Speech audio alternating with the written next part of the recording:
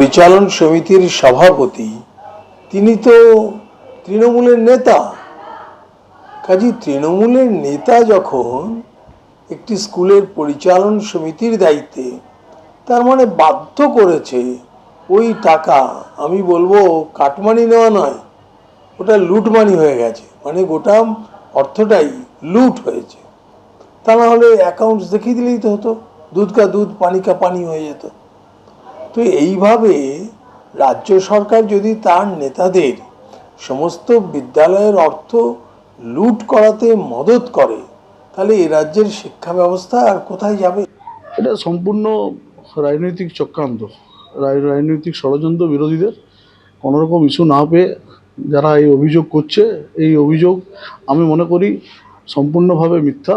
কারণ স্কুলের যে ফান্ড, মমতা বন্দ্যোপাধ্যায় যে স্কুলের উন্নয়নের জন্য যে সমস্ত ফান্ড অ্যালট করছেন, সেই ফান্ডের টাকা স্কুলেই আছে, কোনোরকম কোনো কারণ ছাড়া।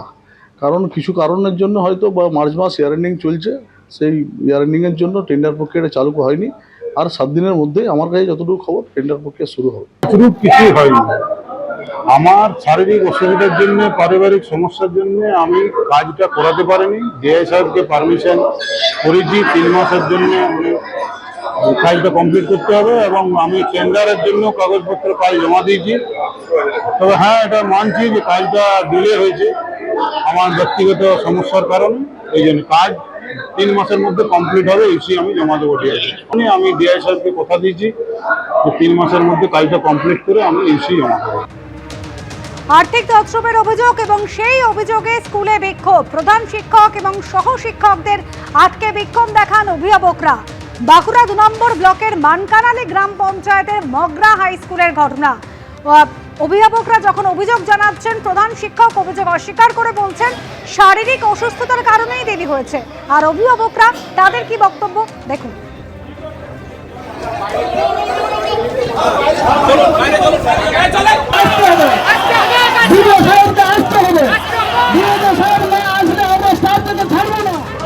আমাদের 2019 সাল থেকে যে আমাদের 52 লাখ টাকা পড়ে আছে, সে টাকার কোনো উন্নয়ন করেনি। তার জন্য আজকের এই আমরা জানতে চাইছিলাম যে আপনি এতদিন ধরে এই টাকাটা পড়ে আছে, কেন আপনি খরচ করেন নাই? আপনি কি করেছেন তার স্টেটমেন্ট আমাদেরকে দেখান। আপনার ব্যাংকের বই, অ্যাকাউন্ট বই দেখবো। স্টুডেন্ট গার্জেনশিপ আমরা জানতে চাই যে স্কুলটা এইভাবে অরাজকতা হয়ে আছে কিনা। গোটা ঘটনা নিয়ে কটাক্ষ করেছে বিজেপি। কাটমানি নয়, লুটমানি চলছে। বিজেপির যখনই অভিযোগ, পাল্টা তৃণমূলের কি বক্তব্য শোনাবো পরপর।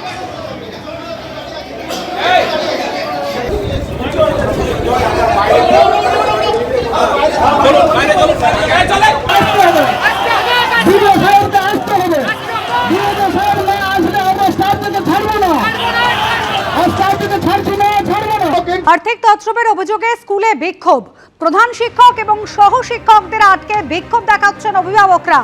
বাঁকুড়া 2 নম্বর ব্লকের মানকানালি গ্রাম পঞ্চায়েতের মগরা হাই স্কুলের ঘটনা।